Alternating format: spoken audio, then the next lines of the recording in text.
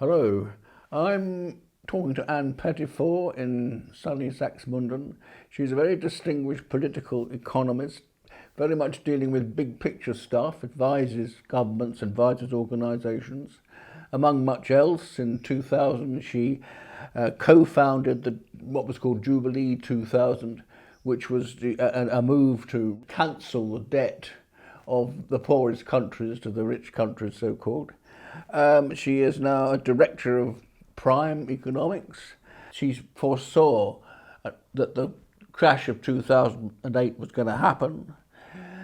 Now she's a member of what's called the Green New Deal group, which we're going to talk about a lot. And also she's a member of the Scottish Just Transition Commission, asking how well, perhaps you'd like to explain that before we even start. What's it about? So the Scottish Just Transition Commission is about thinking how Scotland is going to move from being an economy dependent on oil and gas, mainly based at Aberdeen, to one dependent on clean energy, essentially. And that is a very big transition. And the Commission includes economists and ecologists, but also trade unionists representing oil rig workers, and who are asking the question, what happens to our jobs? And do we lose out under this transition? What hope is there for the future? And our job is to think through how that transition should be made. And the Scottish Government is ahead of most other governments in thinking this through. And do you think if for example, Scotland gets independence, that this would push ahead, that it would genuinely emerge as a different kind of country? Well, I think it already is having an impact on the Scottish economy, but if it becomes independent, it'll face all kinds of different challenges, but it would have greater freedom to move forward on this if it had its own currency and its own central bank, yeah. So it could be a model for other countries? I think it is a model already. I think other governments should follow that example and set up commissions to review how we move from one kind of economy dependent on fossil fuels to one dependent on clean energy. Right. I want to focus on your other role with the Green New Deal, which you wrote about in this, if I may say so, excellent book. In 2018, called The Green New Deal, How to Change Everything. And, well, why do we need to change anything? Right. So what's wrong with the present world is that it's profoundly unbalanced, both in financial terms. We've got an enormous overhang of debt, private and public debt, sort of swamping the global economy. It's imbalanced in terms of trade. We have countries with massive surpluses and others with deficits. And then we have a level of inequality, which I believe is almost unheard of in history, the scale of it. Is it really? In the sense, Roman emperors were also powerful and also grabbed, if you like, the majority of the wealth of the nation. But this is inequality on a global scale, and this is wealthy people who have global levels of wealth. So it's those imbalances that are destabilizing. They're destabilizing economically, but they're also destabilizing politically. Above all, they destabilize the ecosystem. Yeah. Would you just expand on the whole business of inequality? Because governments like ours are very focused on total wealth. Yes. They don't talk about inequality, hardly at all. No, exactly. So the global financial system that we live under, my current preoccupation is with the fact that we think we live under a domestic economic system, and we don't. We actually live within a global system, and the way it's managed and controlled is by forces, if you like, beyond our boundaries. And that system is designed, if you like, to extract wealth from the many for the few. And I think there's no better example of that than the private equity system, the system of private equity. Private equity is neither private nor equity, actually. It's a system whereby people with wealth combine their savings and then target individual corporations, companies like Manchester United or a nursing home in Britain, and perhaps invest something like 10% in purchasing that company, and then borrow 90% of the purchase price and dump it not on themselves, but on the target company. And then from there, they leave the supporters, if you like, of Manchester United to repay the debts by buying T-shirts and season tickets and that sort of thing. That income pays off the debt, whereas those in control, the owners, the private equity company, simply extracts the capital gain from it in the form of the dividends and other income that it extracts from the company. And that should be illegal, actually. It should be illegal to dump debt on your neighbour and then expect your neighbour to repay the debt while you take the profits out of the company. But it's not, it's perfectly legal. And you can see just from that model how it's possible for the small number of people that have that degree of wealth to extract a lot of wealth from, for example, the thousands, millions of people that support Manchester United. The sort of government line is that, okay, it might look a bit of a mess, but it's terribly efficient and we all benefit and we all get richer. The rising tide that lifts all boats, all that kind of thing. Yes. But it doesn't seem to be like that at all. Really. No, so if you take a company like Thames Water, that was overtaken by a so-called private equity firm. By the way, these firms are backed by big banks, and all the big banks are in turn backed by either the Federal Reserve or the Bank of England or the ECB. In other words, they are not allowed to fail. All of these banks are too big to fail, and no government will allow them to fail. And that's a kind of capitalism we're totally unused to. It's a sort of Soviet-style economics, really. So when they say they're private equity, they're actually public because they're backed by these central banks. So if you take Thames Water, that was taken over by private equity firms. And the whole orientation of the management then became, how on earth are we to repay this debt? Not how on earth are we going to manage pollution in the rivers of Britain, right? Yeah. So that gets neglected. So you can't call that efficient. It's profoundly inefficient because you've changed the preferences of the management. The management now have to focus just on getting the debt repaid, and they don't focus on running the business. And so businesses, in fact, are less efficient than they were before. And so if you look at Thames Water as a classic example of how badly management gets it wrong. I just want to hammer this point slightly because, again, the impression is given by government that insofar as things go wrong, they are just a side effect and that actually everything's not too bad, but, you've got to take the rough with the smooth kind of thing. Yes. Whereas what you're saying, A, it's deliberate. Yes. And B, given that it's deliberate, it's wicked. It is unethical, really. You wouldn't use the word wicked.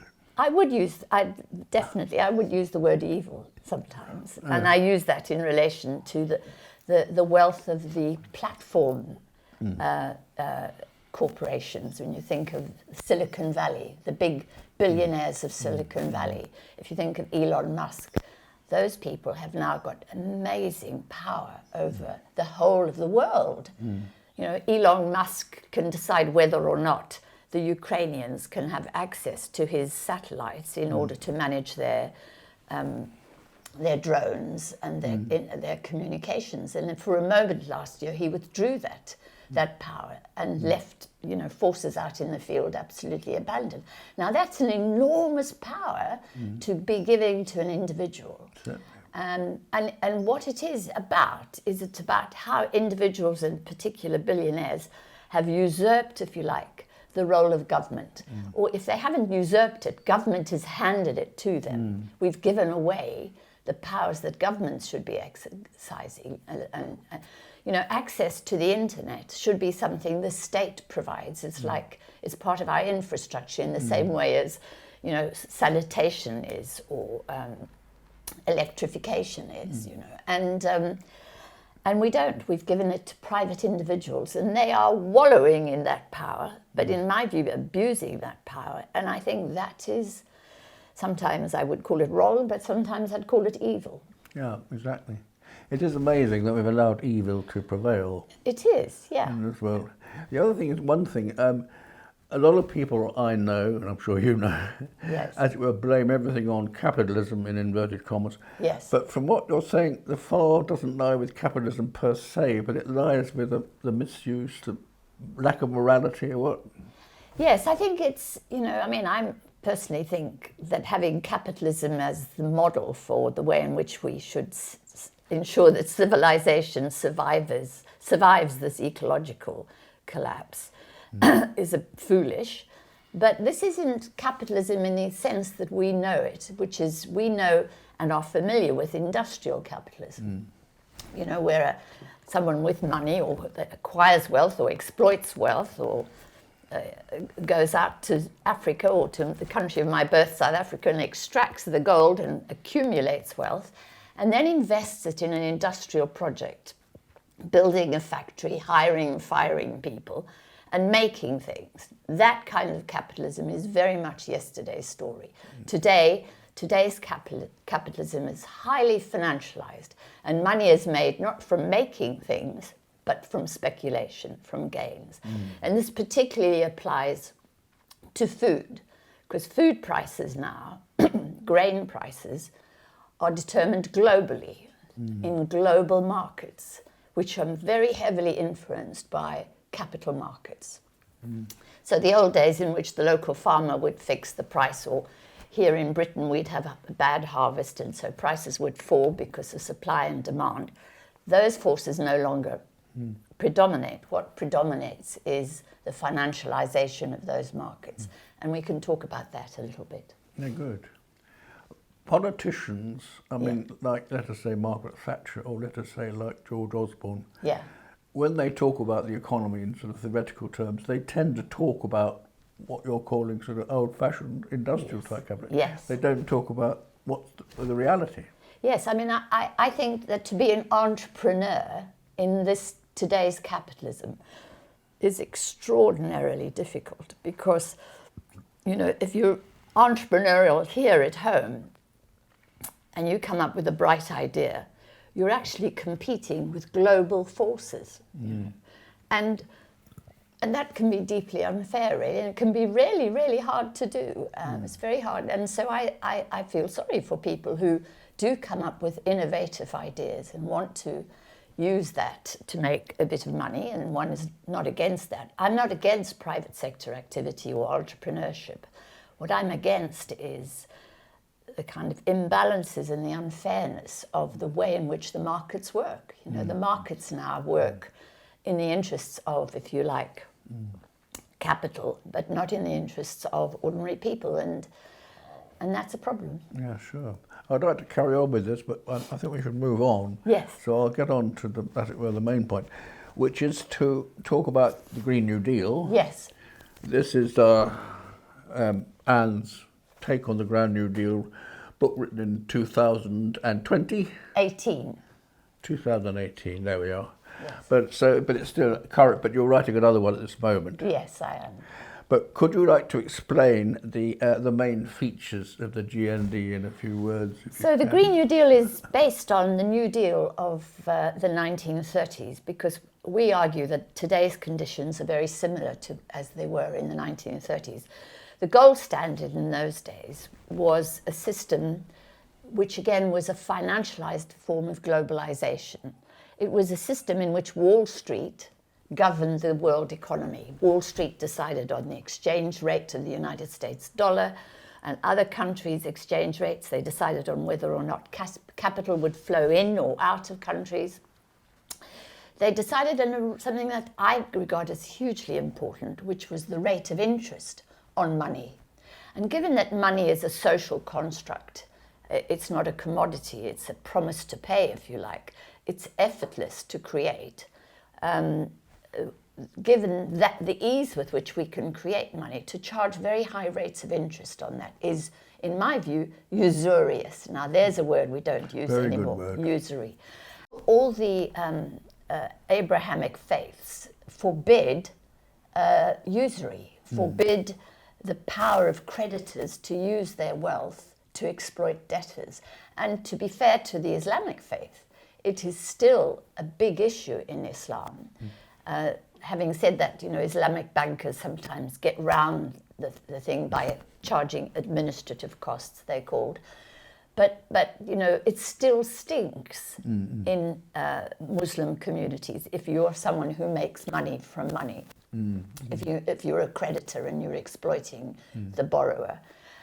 But in Western society, it doesn't stink at all. If you're a banker, and the number of young people I've come across who want to do economics at A level so they can go and work in the city of London and earn lots of money and charge high rates of interest for it, and nobody will bat an eyelid.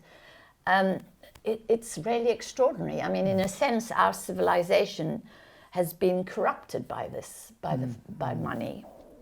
And, I'm not saying that Muslim societies are any better, but they do still have a conscience about usury, and we lack that conscience. Anyway, back in the 1930s, Wall Street, if you like, was in charge of the economy, of those really important, the exchange rate, capital flows, and the rate of interest.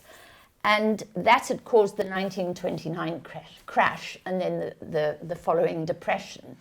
And President Roosevelt was governor of New York State when the 29 crash happened, and he watched as 5,000 banks went bankrupt, and as millions of people were made unemployed, and farmers were destroyed by the fall in prices. And as president, he resolved that he was going to move the government, if you like, from Wall Street to Washington. So his Treasury Secretary, who was Morgenthau, said, we moved the government from Wall Street to my office at the Treasury. And that was the democratic and right thing to do, because they were democratically elected and they were accountable to the people for their economic policies. Wall Street is not accountable to anybody except the people investing in Wall Street. So that was a profound change. And at the time, what happened was on the Monday after his inauguration, he closed the banks. And nobody said he did that to save the banks. In fact, he did that in order to demand that the banks hand over their gold to the Treasury so that the gold standard would no longer operate. And he then began to fiddle with the exchange rate to benefit farmers in the United States. And from that, there began a recovery, basically. He also put one of his people into the Federal Reserve, and to manage monetary policy, to make it feasible to invest in the risky thing of reviving the American economy. And he helped the economy revive. Now, that happened in the United States under a democratic government. Here in Europe, we retained the gold standard. And what happened here was we got fascism. That was a consequence of that Great Depression and of people being made unemployed and of governments saying, sorry, we can't do anything about it because the market has decided that, you should be unemployed and that businesses should go bankrupt. And the market will correct itself because, of course, the market always disciplines participants and so on. But it turned out the market wasn't correcting itself. And people turned then to a strong man, Hitler, or Mussolini, who said, I'm going to protect you from the market, essentially. This is Karl Polanyi's thesis, and I'm very much in favour of Karl Polanyi's way of looking at this. Anyway, so in Europe, we went backwards, but in the United States, they began the recovery until, of course, war broke out, and then they were forced to join the war effort and so on. So we use that as a model because at the time the United States also had an ecological crisis. It was called the Dust Bowl, right? And one of the things that Roosevelt did was to invest in the planting of billions of trees to deal with the erosion of soil and especially land erosion in the agricultural sectors in the Great Plains of the United States. And so we said, we need that here. We need to reform the international financial system or the financial system in order to be able to mobilize the finance we need to invest in the ecosystem. And that's why it's called the Green New Deal. Very good. One little thing, the way you describe the Green New Deal, and it's always struck me as being the case, it seems A, to be very sensible, B, that it works quite well, or it worked quite well, yes, and C, that it's morally Right. But my understanding is that in the 1960s in particular, Milton Friedman in the United States said, no, the Green New Deal just got in the way and held things up, and it was abandoned, and Mrs. Thatcher took that up. Yes. Well, how, I'm inclined to say, how come? I mean, is that right? Is that what happened? Yes, so, I'm a Keynesian. I personally think that Keynes understands the monetary system better than any other economist, really. And I'm therefore a Keynesian monetary and policy person. And Keynes applauded what it was that Roosevelt had done. He himself had argued against the gold standard, and Britain, by the way, had fallen out of the gold standard in the year before the United States, just by the fact that it was destroying the economy, and a conservative government had to concede it no longer worked. So he was triumphant when Roosevelt was elected. And then Roosevelt, of course, appointed Keynes and Harry Dexter White and invited economists from all over the world, from India, China, Africa, Latin America, to Bretton Woods in 1944, and they redesigned the international financial system and called it the Bretton Woods system. And that was in 1944, but that was up in the hills of New Hampshire. When Keynes came down from New Hampshire, if you like, to Washington, the banks had already begun to undermine the Bretton Woods system. And basically, Wall Street began to put up objections right from the start, because, of course, central to the Bretton Woods system was a system for managing, not controlling, managing capital flows across borders. And if there's one thing Wall Street hated, it was the fact that its ability to lend money to Germans and to finance war efforts around the world was going to be limited by restraints over the mobility of capital. And the other thing they objected to was Keynes's determination was to manage interest rates and keep them low, so that investing became affordable for ordinary people and farmers and the industrial sector to create employment. So, the attack on the Bretton Woods system began almost as soon as it was launched.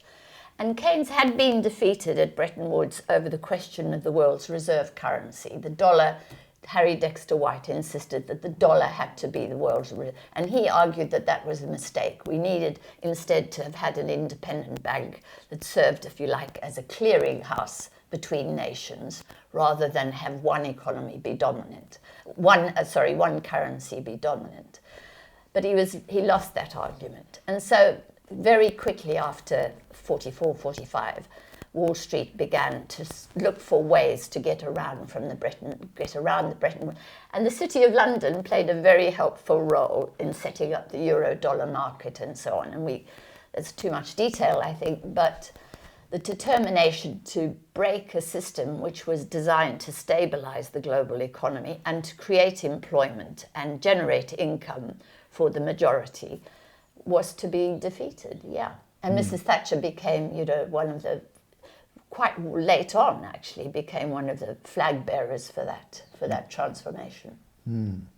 But I think this, Colin, we transformed the global economy in 94-5, and that was mainly because it was on its knees worldwide.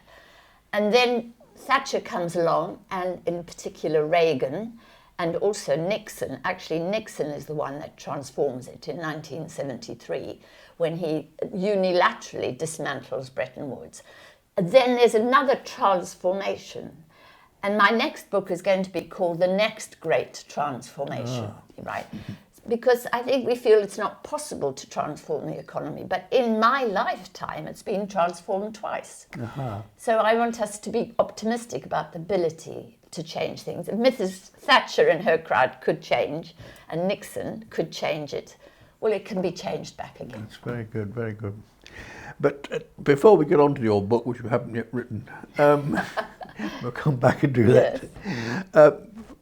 How, in a few details, does what Roosevelt did with the New Deal translate into what you want to do now?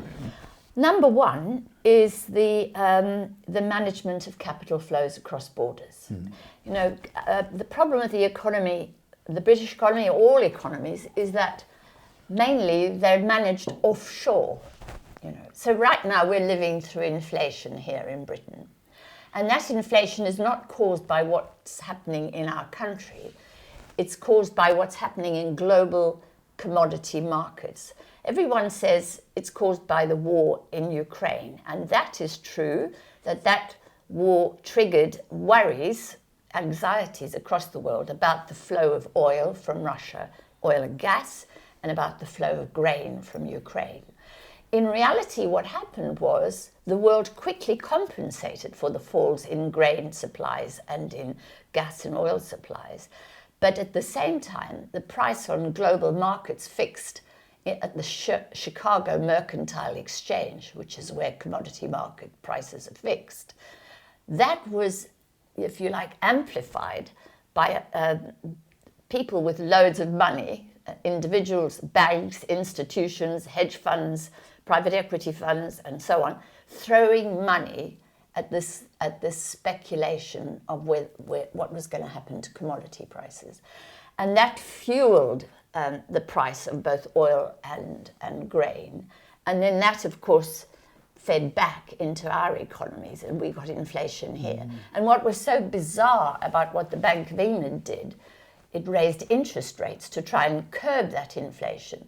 But the inflation wasn't being caused by what's happening here at home, but what was happening out in global markets. And it took a long time, for example, for people like Evan Davis on the Today programme, on the Radio 4, to argue that these are external prices, these are global prices, they're not locally determined. And above all, they're not determined entirely by supply and demand. Supply and demand plays a small role, but in reality, speculation plays a much bigger role.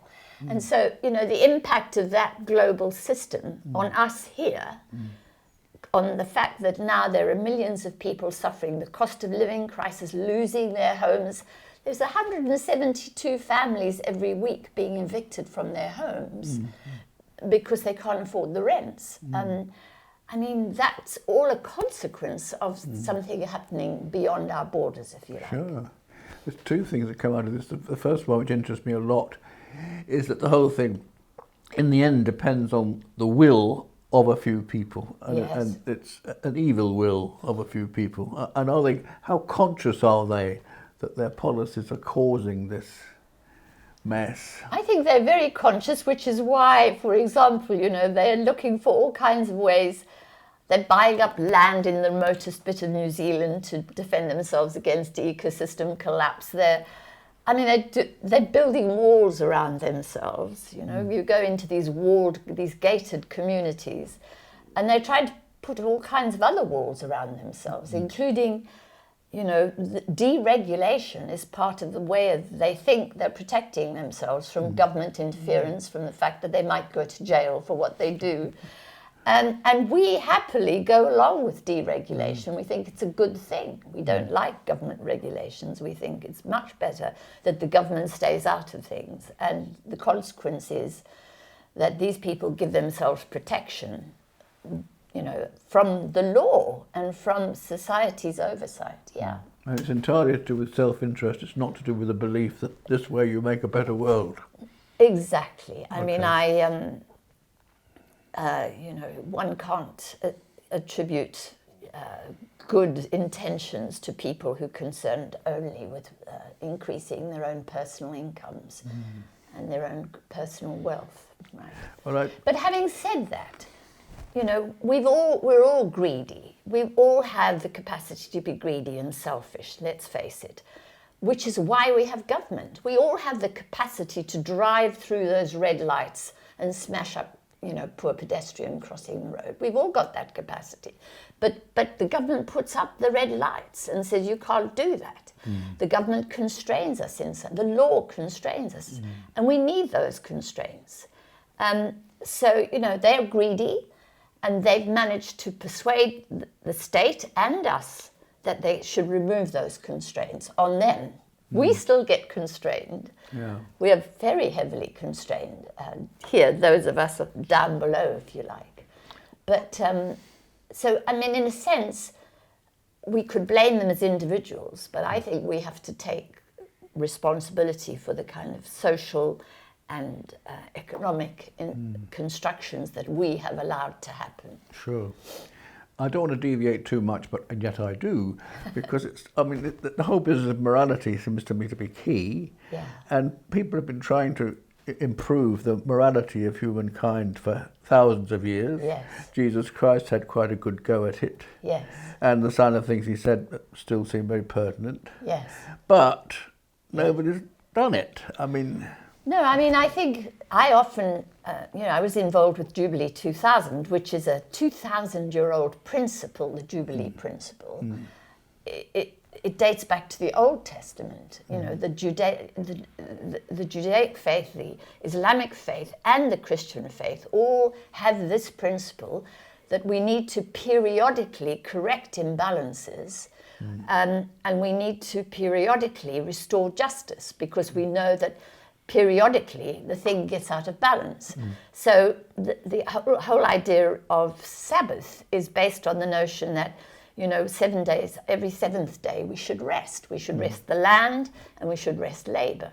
Every 7 times 7 years, in the 49th year, we should cancel debts and restore land to slaves and so on, and free slaves and so on. Now that principle underpins Western civilization. And we still have it. Academics still have sabbaticals. Every 7 years they get a year off. And that's a jolly good thing, really. It's a form of regulation.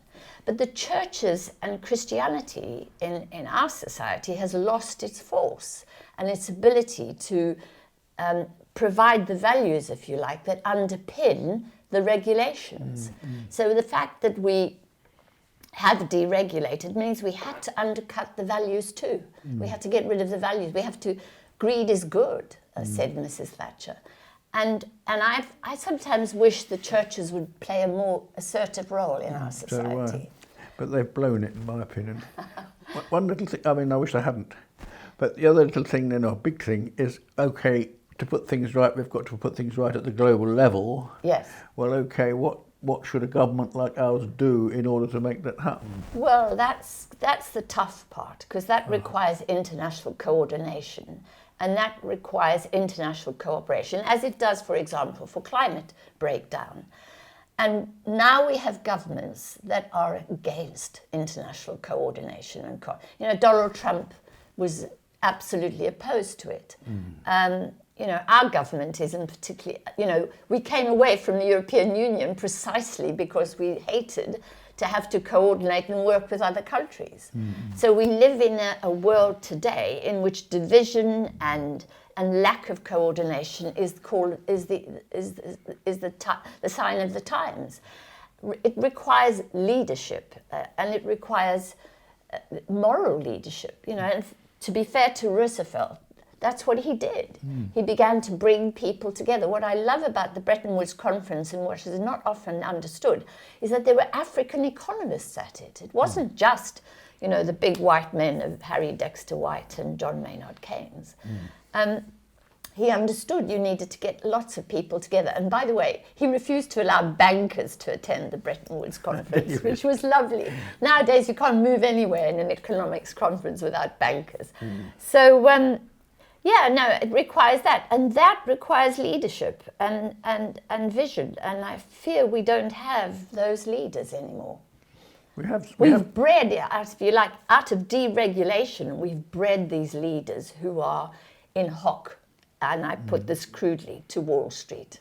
That's all they're interested in. They're all interested. The United States Congress is completely corrupted, in my view. There's very few politicians there that are not in some way in hoc to big business and to Wall Street. And this is happening increasingly in our parliament too.